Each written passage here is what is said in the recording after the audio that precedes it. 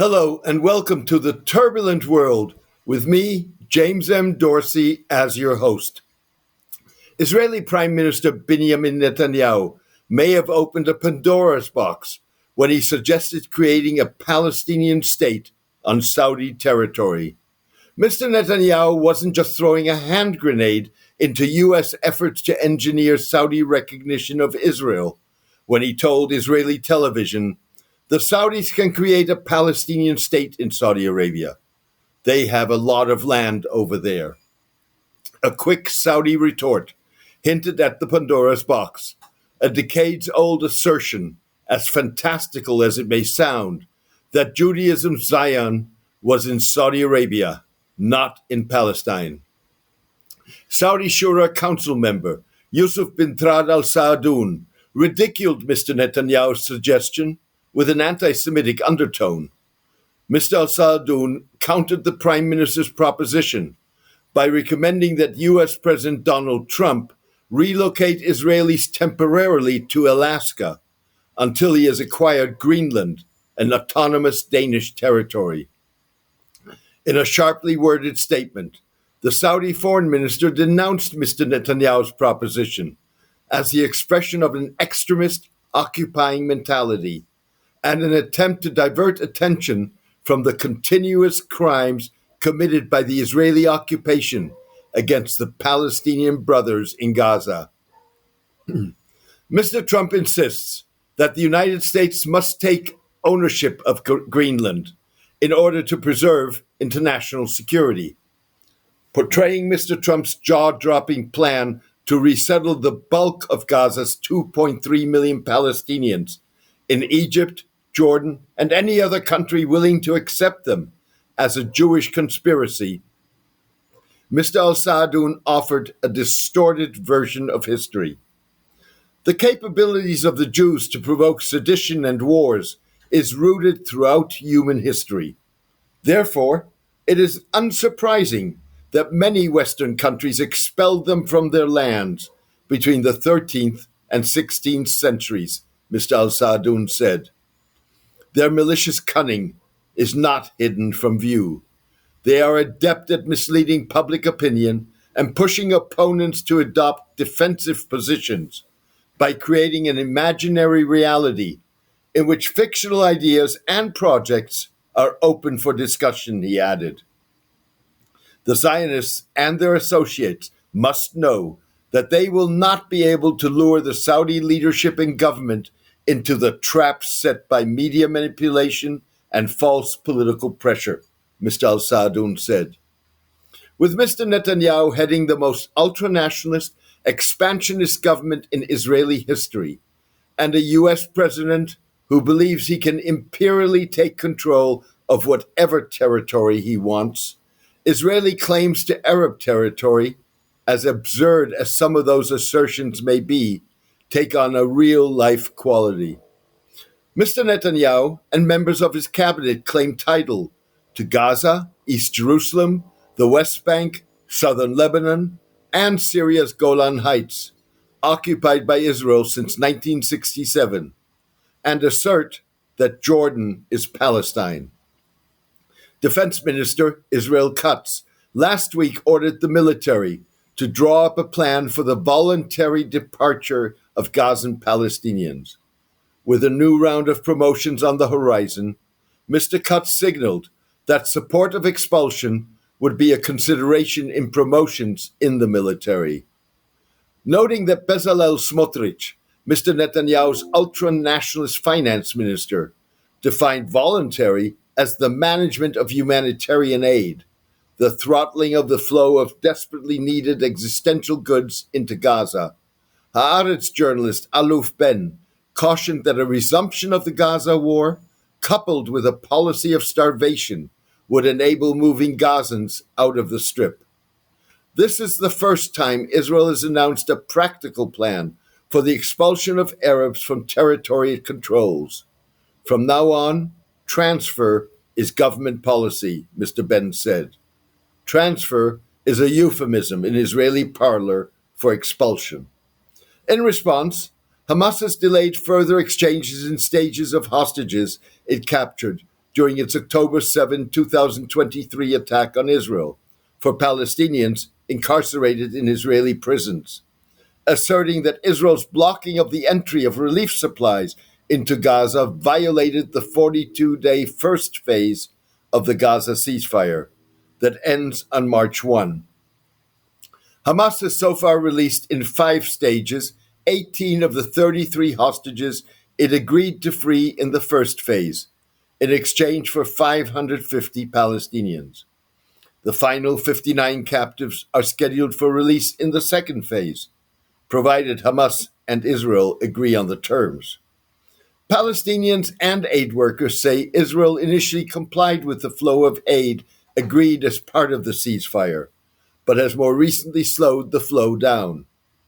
In Washington last week, Mr. Netanyahu lobbied U.S. Congress members to support Mr. Trump's resettlement plan. Mr. Netanyahu's aides sought to persuade American columnists to write favorably about the plan. Mr. Netanyahu and his aides sought to counter criticism of Mr. Trump's plan among Republicans, including Senators Rand Paul and Lindsey Graham, and former National Security Advisor John Bolton.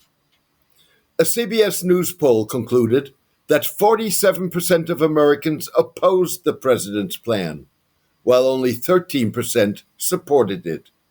Similarly, opinions among American Jews, according to Brandeis University's Cohen Center for Modern Jewish Studies, vary.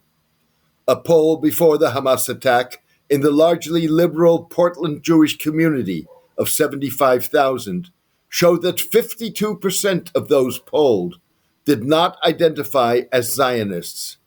Only 38% said it was important for Israel to be a Jewish state. A mere 21% believed Israel lived up to its values in terms of human rights. It's a snapshot that suggests that there is far more variety among American Jews today than we tend to recognize when we make a broad generalization based on either what American Jewish organizations say or what public intellectuals say, said Deborah Dash Moore, a preeminent historian of American Jewry. Hamas official Bassem Naim used Mr. Netanyahu and Trump's proposals to urge Saudi Arabia and other Arab states to drop notions of recognizing Israel. This entity poses a threat to the entire region, not just to the Palestinians, Mr. Naim said. The irony is that the notion of a potential Israeli claim to Saudi territory was first developed by one of the 20th century's Arab world's foremost historians, Kamal Salibi, a Greek Orthodox Christian turned Anglican Protestant from Lebanon. The founder of the Institute for Interfaith Studies in Amman, Mr. Salibi kicked up a storm in 1985 when he concluded in a linguistic exegesis reinforced by archaeological and geographical research that Judaism's Zion was in the southern part of the Arabian Peninsula, today's Saudi Arabia. Originally published in German, Mr. Salibi's bombshell book, The Bible Came from Arabia, gained traction when it was translated and published by a prominent British publisher. Israelis, Jews, Saudis, Arabs, Muslims, and Palestinians found common ground at the time to denounce Mr. Salibi in stark terms. Israelis, Jews, and evangelists charged that Mr. Salibi's thesis constituted an attempt to delegitimize the Jewish state and undermine its historic claim to modern-day Israel. Israeli historians and rabbis denounced the theory as mythology, science fiction, and nonsense. Saudis, afraid that Israel might take Mr. Salibi seriously and attempt to colonize the mountains of Sarawat, which the scholar believed was the Jordan Valley referred to in the Bible, bulldozed dozens of villages, which contained buildings or structures from biblical antiquity. In another twist of irony, the Saudi government's publication in 1977 of a comprehensive list of thousands of place names in the kingdom inspired Mr. Saleebi's exegesis. The list sparked Mr. Saleebi's interest because he had found little source material for the early period of Arabian history he was writing about. I was simply searching for the names of places of non-Arabic origin in West Arabia, when the evidence that the whole Bible land was here struck me in the face. Nearly all the biblical place names were concentrated in an area about 600 kilometers long by 200 kilometers wide, comprising what today Saudi Arabia's Asir province and the southern part of the Hijaz is, Mr. Saleebi said in his exegesis. Mr. Saleebi concluded that Arabian Jews migrated to Palestine in the 2nd century BC, establishing the Hasmonean kingdom under Simon Maccabeus. Mr. Saleebi argued that biblical place names were reinterpreted over time to apply to the new land as the Jews replaced Hebrew with Aramaic. The Lebanese scholar contended that the language change distorted the Jews' historical narrative by falsely asserting that biblical events occurred in what Jews call Eretz Israel rather than in Arabia. Writing in the Times of Israel in 2016, journalist Jessica Steinberg noted that a vibrant Jewish community had populated 3,000 years ago areas that today are part of Saudi Arabia, and that the cities of Medina, Khaybar, and Taimar hosted large numbers of Jews in the 6th and 7th century. Rabbi Benjamin of Tudela, Spain, a medieval Jewish traveler, visited some of those communities during a 12th century trip to what is today Israel. Mr. Benjamin described the places he visited and the people he met, providing a demographic rundown of Jews in every town and country. Today, a dying generation of elderly Saudis of Yemeni origin who live in towns and cities along Saudi Arabia's border with Yemen recall the days before the establishment of the State of Israel, when Jews were part of their community. Anticipating a day when Israelis might be able to visit Saudi Arabia, Mrs. Steinberg offered a primer of 5 Jewish sites in the kingdom's Khaybar Valley and the ancient city of Taimar that can be accessed virtually. Khaybar, a date-growing valley and oasis with natural wells, home to a Jewish community, and served as a stop on the incense trade route from Yemen to Syria and Lebanon. Although its 1,400-year-old cemetery is void of headstones, locals recall its Jewish history. Khaybar Fortress, the 1,400-year-old fortress of the Jews, perched on a hill overlooking the oasis that Prophet Muhammad conquered. His nephew and son-in-law, Ali, unlocked the fortress's gate, letting the Prophet's army enter and conquer it. The palace of the Jewish tribe's head, also located in Khaybar, home to the Jewish tribe of Marhab, famous for its gold and jewelry trade. Taima, a fortified Jewish city where travelers stopped at the oasis to visit the Al Nasla rock formation, one of the most photogenic petroglyphs or rock art depicting the life and times of ancient communities.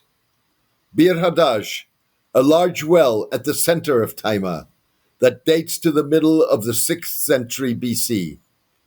The well is mentioned in the book of Isaiah as the place where the descendants of Ishmael's son Tema lived. Mrs. Steinberg noted, Saudi Arabia is not high on the list of Jewish travel destinations. Yet 3,000 years ago, around the time of the First Temple, there was a strong, vibrant Jewish community in the area of what is today Saudi Arabia. Cynics have long joked that Israel's tourism slogan should be, "Visit us before we visit you." In today's Middle East, Mr. Saleebi's thesis and Mr. Netanyahu's suggestion of creating a Palestinian state on Saudi territory take on a life of their own. Thank you for joining me today. If you appreciate hard-hitting, fact-based analysis, please consider upgrading to a paid Substack subscription to help ensure that independent journalism and analysis survive. Without your support, hard-hitting, fact-based analysis would not be possible. You can contribute by going to jamesmdorsey.substack.com and choosing one of the subscription options. Thank you for your support and loyalty. Take care and best wishes.